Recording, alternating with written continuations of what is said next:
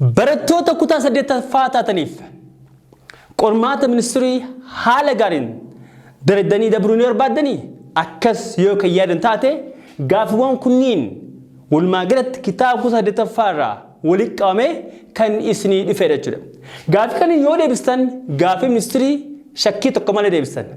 Daawwattoota kiyya hanga xumuratti na wajjin turaan affeeraa kiyya. Hello ladies and gentlemen, welcome back to my YouTube channel Aku English with Aramik. I'm Aku from School of American English. Daawwattoota kiyya kallattimaan gara gaaffiitti haa deemnu.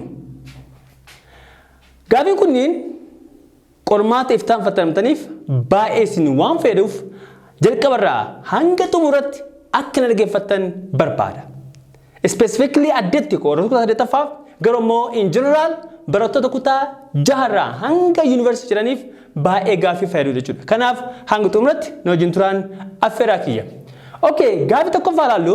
Gaaffii kunniin revisionii kutaa 8ffaa chapter 1 hanga chapter 10 jechuudha. Itti fufaa jechuudha. Okay, gaaffii tokkoffaan maalidha? Gaaffiiwwan kunniin baay'inaan maalirratti irraa gaaffii waa'ee relative pronoun irratti irraa jechuudha. Barattoonni baay'ee yeroo baay'ee isaan waan rakkataniif topic kana filadhe jechuudha. Kan biraas adeemsa keessa ilaalla jechuudha. Gaaffii tokkoffaan maalidha? The lion, you see, the lion dash lives in this park is very dangerous. Very dangerous. The lion kan kun maalidha? Is something, animals, bineensa jechuudha.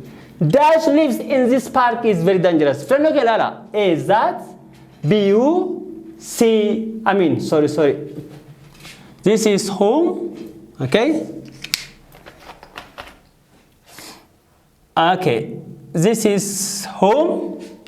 And this one is where? Comes deebisuu. That in there? Yes. That in faaydaan isaa defining relative clause, guys. Zaati ka wajjin fayyadamnu nama wajjin fayyadamna, meeshaa wajjin fayyadamna, bineensa wajjin fayyadamna. Kanaaf zallaan kan kun maalidha? Zaati ta'uu danda'a jechuudha. Birratti huu jedha. Huun faayidaan isaa maal?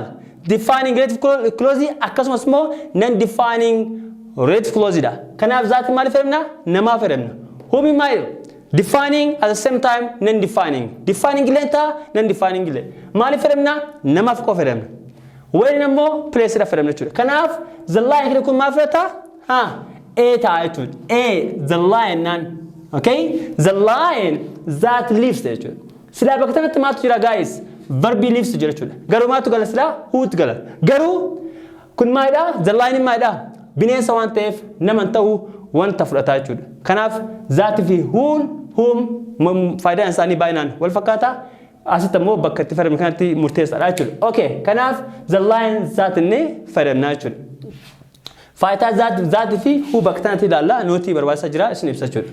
Okay, gaaffii lammaffaa the girl dash pen was run out of ink is my sister. The girl mucatti jechuudha. Asitti maalidha? The girl kan kun maalidha? Nama jechuudha.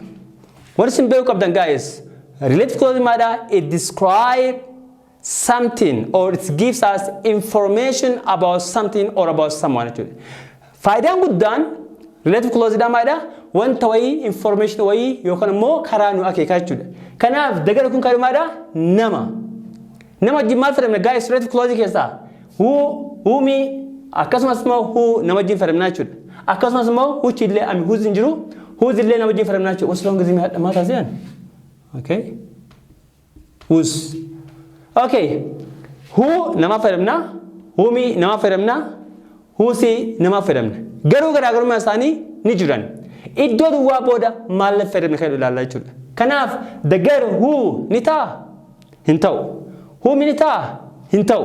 Who's ni ta'a maybe din where why one type san jechuudha. Kanaaf maaltu doofna the girl dash pen was run out of ink is my style. Mucattii kopheen yookaan immoo bi'iriin jalaa bade suni obboleettii yaadu.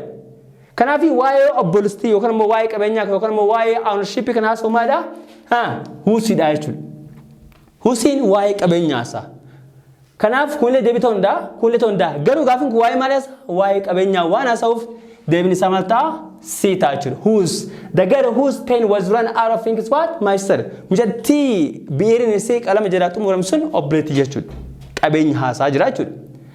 Gaaffii sadaffaan that is the house. That is the house that I was born. Kun waa'ee maaliti? Waa'ee iddoo haasaa jechuudha. It's about the place. Kanaafuu place maal fayyadamna? Where fayyadamna jechuudha. Kanaaf kun ta'u, whom ta'u, where ta'a, that illee ta'u jechuudha. Deebiin kanaafuu ammaadha? Where ta'a jechuudha. Gaaffii kana afuraffaan, the woman dash lives next door to me is a teacher. The woman dash lives next door to me is what? A teacher. Waa'ee maalii haasaa jira? Waa'ee hintaloo yookaan immoo hintala mana kiyya maddii galtuu haasaa jechuudha. Dalagaan si maalidha? Barsiisuudha jechuudha. Hintaloon yookaan immoo hintalli mana kiyya ollaa galchuuni barsiisuudha jedhe. Kanaaf asirratti waa'ee maalii haasaa jira? The woman waa'ee dubartii haasaa jira jechuudha. Kanaaf waa'ee namaa jechuudha. Huullee namaa fayyadamna, huumillee namaa fayyadamna, huusillee namaa fayyadamna. Wichin ammoo wantoota fayyadamna jechuudha. Kanaaf deebiin isaa huumoo, huumimoo, huusiidha. Eessi the woman jedhee maatu jira? Lives jedha. Lives maalidha? Verbi. Yeroo baay'ee garanatti nama ta'ee iddoo duwwaa garanatti yoo verbii kana taate yeroo baay'ee maal fayyadamna? Who fayyadamna jechuudha. Who plus verbi ta'a jechuudha. Asitti maatu jira? Lives. Lives maal akeeka? Verbi ta'uu akeeka jechuudha. Kanaaf deebiin isaa maalidha? Ta'a jechuudha. Maal deebiin isaa whom hin taane? Because iddoo duwwaa garanatti maatu jira? Verbi jira. Osoo asitti ammoo sabetti yookaan immoo naawwan jiraate whom hin ta'a jechuudha. Osoo wanni kun ammoo waa'ee qabeenyaa ta'e whose ta'a jechuudha deebiin isaa jechuudha. Osoo waa'ee iddoo haase waa'ee wanta wiyaase maal ta'a? The which ta'a jechuudha. Kanaaf deebiin isaa maal ta'a? Who. The woman who lives next door to me is what? A teacher jechuudha. A teacher jechuudha. Alright. The next one is the students. Amma gaaffii kun maadha? Kunillee gaaffii kun mati maadha? Defining relative clause dha jechuudha. Gaaffii taanu the student dash is sitting beside me is what? Very friendly. Ammas gaaffii waa'ee malee gaaffii waa'ee namaa jechuudha. It's about the noun. Look guys. The student dhala. Barattoota jechuudha. Namaa mire? Yes. Yookaan huumitaa, yookaan huutaa, yookaan huustaa. Wanti addaan baafachuu hin dandeenyuuf maal? Wanti addaan baafachuu hin dandeenyuun kun daashii galan jechuudha. Is sitting kun maal? Is sitting kun verbi. You see guys? Is sitting kun maalidha? Verbi. Kanaaf gaafa bakka duwwaa ta'anii verbiin dhufe maal fayyadamna? Ammallee who fayyadamna jechuudha. Ammallee who fayyadamna jechuudha. Kanaaf the woman who is sitting beside me is very friendly. Intaloon barataan namaddii taa'e sun baay'ee friendly dha jechuudha. Is there any problem? Alright, so the student who ta'a jechuudha.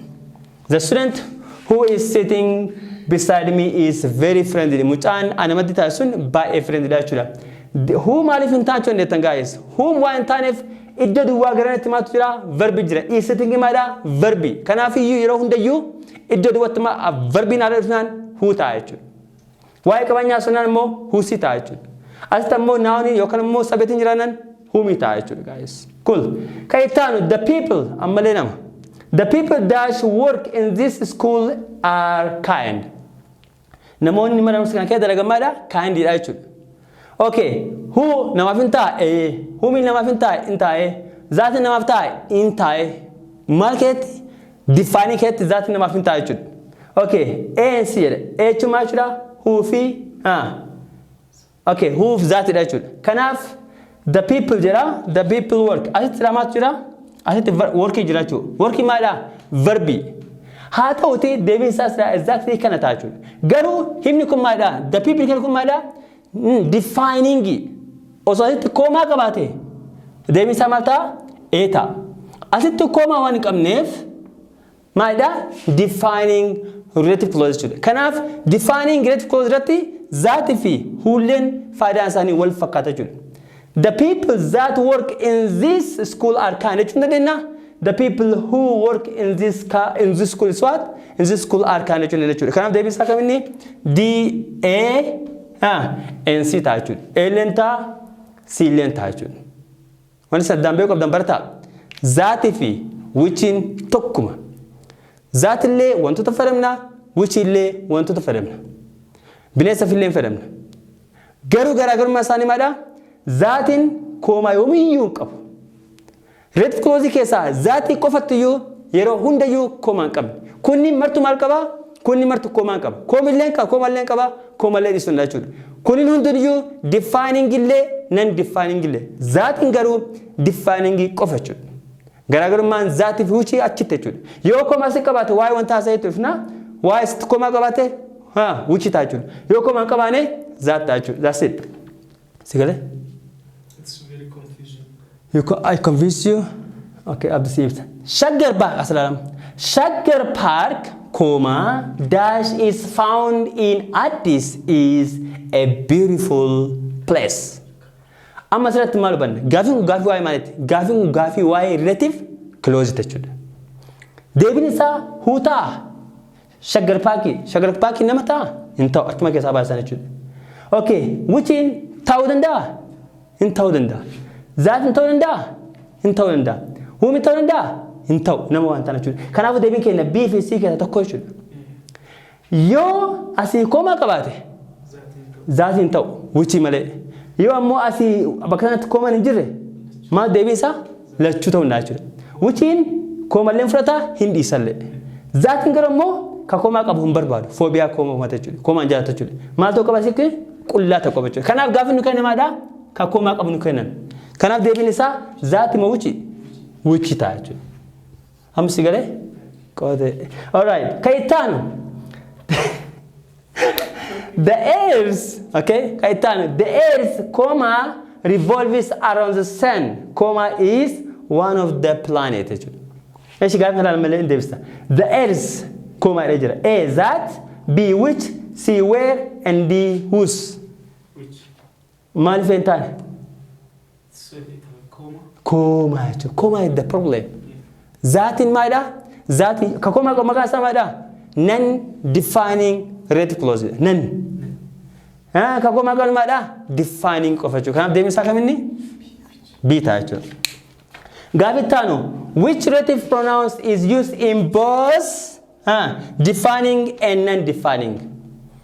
Relative clause kesa can defining both defining non-defining come in.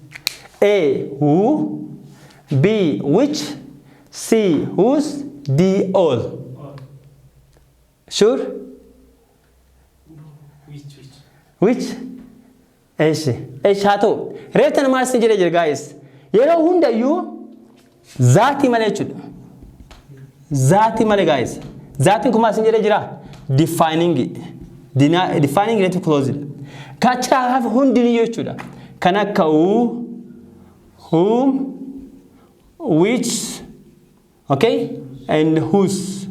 Isan kuni martunumada defining ille, non-defining ille. Koma le infrata ille, yo koma rafelle, gu one bratin gara gu one bratin abda bafne chud. Kanaf kam debisa zrita di all ta chud. Martunimada kole defining non-defining ille, kole defining ille, non-defining ille, elen defining ille, non-defining ille ta chud.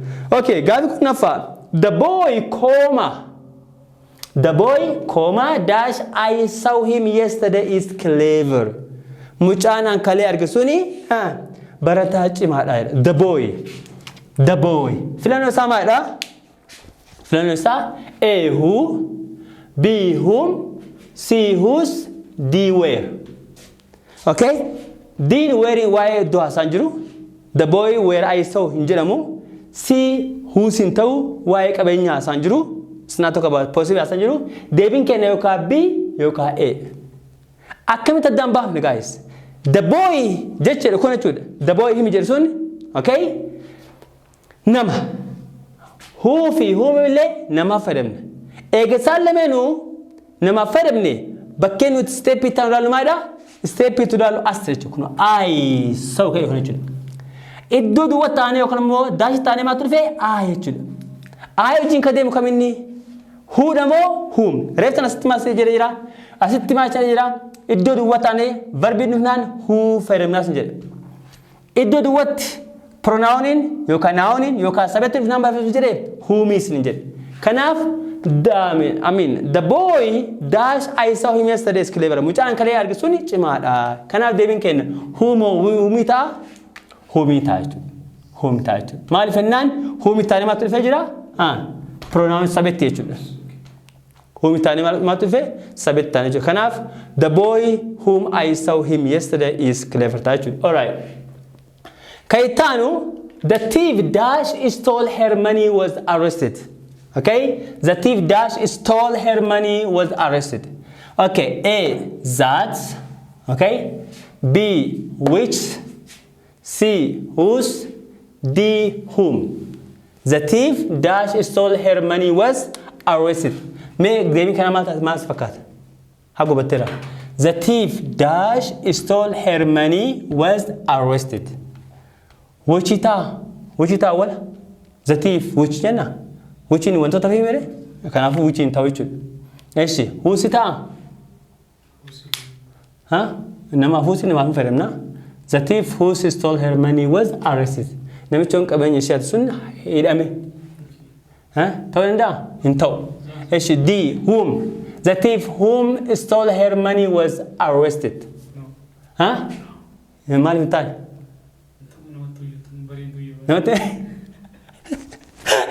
Grammar keetti namatti bareedu dalaga. Eeshi, guys, kuilleen ta'u. Maal ta'a? Zaati. Zaatiif kan kun maalidha? Namaami? Zaati nama fayyadamna? Hin fayyadamne. Eessa fayyadamna? Yoo asitti maaltu hin jiraatini? Kooma hin jiraatini. Garuu asitti maalidha? Osoo as keessa huun jiraate. Asitti istoorii kan ilaala jechuudha. Osoo filannoo keessa huun jiraate, guys. Okay, osoo hin jiraate huun jiraate. Maal ta'a deebiin kenna? Huu ta'a jechuudha. Maaliif ennaan istoorii kan kun maalidha? Verbii waan ta'e jechuudha. Kuillee namaaf illee hin fayyadamne. Garuu kamsitti karaa gaafsan huutti karaa jechuudha. Yoo asitti verbiin istoorii waan jiruuf jechuudha. Kanaaf eega huu waan jirreefi bakka huu kana maattu gala zaati gala jechuudha. The thief that stole her money was arrested. Okay, question number 12. Dash can be used with person, things, and animals to express possessive. Okay, red clause keessa kan nama fayyadamne, kan wantoota fayyadamne, akkasumas immoo kan bineensa fayyadamne. Maal ibsuudha? To express positive qabeenya ibsuuf kan fayyadamne kaminni huumoo, huusimoo, zaati. Qabeenyaaf. Qabeenyaaf kan dubbatu kaminni huus ta'a jechuudha. Qabeenyaaf kan fayyadamaadha huus jechuudha. Okay. Kaitaanu, which relative pronouns are followed by a noun? Kan maqaa hordofu yookaan pronoun hordofu yookaan immoo kan sabeetti hordofu achi dubbadha jira jechuudha asitti laata. Kaminni jechuudha. A, whomidha. B, whosidha. C, whichidha. D, A and B jedha. Whom is first? Whom irratti nama hordofannee jira. Whom verbi hordofa. Whomin ammoo pronouni yookaan nouni hordofannee jira. Akkasii malee. Eeshi. Kanaaf whosinoo. Whosilleen namaaf fayyadamne. Garuu immoo illee maal hordofa? Pronouni yookaan immoo noun hordofannee jechuudha. Isa taane maal dhufuu qaba? Qabeenya osoo haasa'u isa taane pronoun yookaan immoo noun dhufuu qaba jechuudha. Yoo biyyi taanaan isa dura verbiin dhufuu hin qabu jechuudha. Waa'ee qabeenya yoo haasa'e isa dura verbiin dhufuu hin qabu jechuudha. Eeshi. Wuchiin hin ta'u wantoota hafe jechuudha. Wuchiin bakka fayyadamnaa kanaaf deemee kenne kaminni? A and B jechuudha. Okay. Whomilleen ta'a, whosilleen ta'a jechuudha. Okay. Kaitaanu. Which relative pronoun is used as an objective case in both defining and non-defining relative clauses? Which relative pronouns? Relative pronounota keessa akka objective case ka fayyadamnu, akka objective ka fayyadamnu kaminni? A, who. B, whom. C, who. And D, where. Akka objective case ka fayyadamnu yeroo hundayyuu maadha? Whomidha jechuudha. Whoon akkamiin fayyadamna? Akka subjective case fayyadamna jechuudha. Okay? Who jechuudha. Maalti sammuu qabu who kana maal jedhadha. Eeshi. Kanaaf yeroo hundayyuu itti pronoun keessaa akka objective ka fayyadamnu maadha? Whomidha jechuudha. Okay. Kaitaanu caccabsa. Koma jedhadha. Caccabsa. Koma is my favorite food. Is expensive. Okay? Caccabsa maalidha? Nama moo wanta? Wanta. Kanaaf wanta wajjin kafaluun maalidha? Baay'inaan. Zaati fi which jechuudha. Kanaaf asitti maaltu jedhamu? Koma jira jechuudha. Filannoo keessa whichiif zaatu jiraate giraas gabbaami? Gaasa maal adda ilaaltaa? Koma ilaalta jechuudha. Yookaan koma qabu qabsiin jedhe? Which jechuudha. Osoo koma jiraanne deemee kenne maal ta'a? Zaata jechuudha. Kanaaf deemee kenne maal amma? Siita jechuudha. Hubachiisa noot guys. Hubachiisa cima. Sirriitti hubadhaa guys. Hubachiisuun karaa isin kaa sirriitti jechuudha. Maal jedhaa? Zaati jechuudha. home hagraf tanas ni ibsa ture jechuudha. That sirna qabada. That can replace that in bakka bu'uu hin danda'a. Both who and which. Bakka hulle bakka which illee that in bu'uu hin danda'a. Bakka hulle bakka which illee that in maal ta'uu hin danda'a? Bu'uu hin danda'a. Huh? Okay. Thank you so much. I really appreciate it. Oof. Oh, Rabbi, umri sare. Dilona. Eishi. Hubanno kumara akumreta snipsa to echuda. What is supposed to come that echuda. Okay? This is not well echuda. Okay? Noti barbaisa echuda. Majere jira. That can replace that in bakabu hindanda. Both who and which. Bakawule bakawuchile that in bu hindanda. Okay? In all what? In all defining clauses. Is it visible in the In all defining relative clauses. Defining relative clauses kati zatin bakka hulle bakka uchille buundanda. Defining relative clauses machura kan koma ofirra hin qabne. Restrictive relative clauses. More essential relative clause can is genuine. Okay, maka sabaida essential you can more non-essential more non-defining it. Non-restrictive more non-defining it. Restrictive, okay, defining and essential maka talk about you. So that can replace both who and which in all defining relative clauses. For Kenya, the girl. Jechi the girl kumara.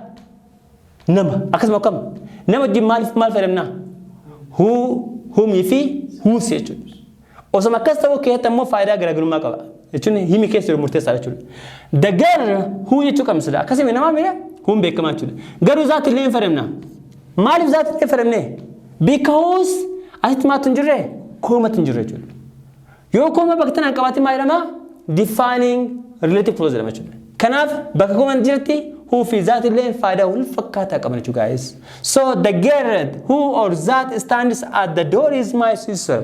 Mutin yeru bakabari abatu yokona mo bakabari sun abasuni ma obnati ya chusa.